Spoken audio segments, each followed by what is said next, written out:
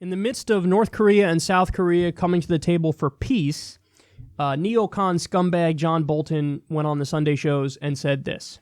That's why we're here now, and I think it's up to the North Koreans to show us that they really do intend to give up nuclear weapons. Well, arguably, North Korea also walks in a position of some strength, economic weakness perhaps, but this nuclear program is further along than any past administration has encountered.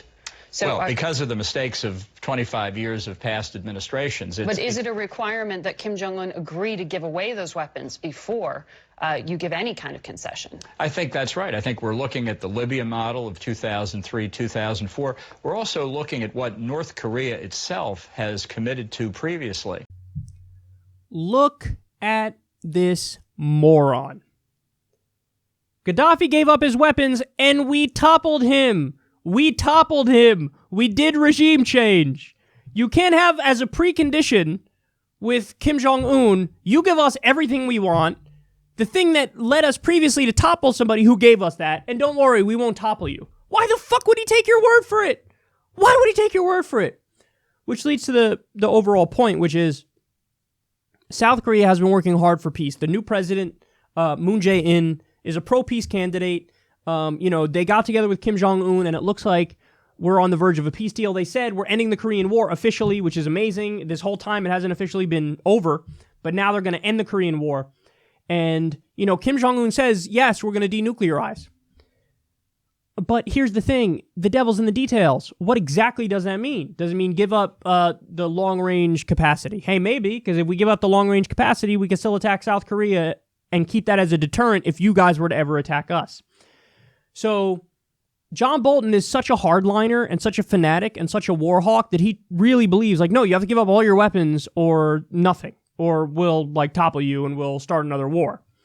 Well, it's likely the case he's not going to do that because you fucking toppled the last person who you said do that, and we won't topple you.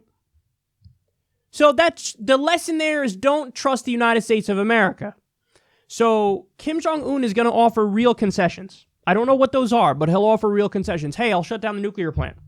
You want to come in and take all the stuff from that nuclear plant? Fine. Hey, no more long-range capabilities. Fine.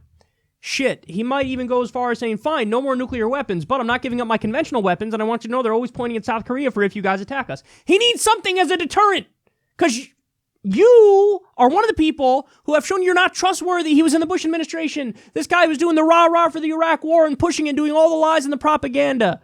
Saddam Hussein, fucking Gadhafi, again, perfect example. He says, let's do the Gadhafi model. Well, you guys toppled Gadhafi. So if you want to do the Gadhafi model with Kim Jong-un, he knows that means, yeah, take what I have and then topple me. He's not going to do that. So John Bolton is an American supremacist. He thinks we are superior to everybody around the world and logic doesn't apply to us. We get to do what we want and you get to shut the fuck up.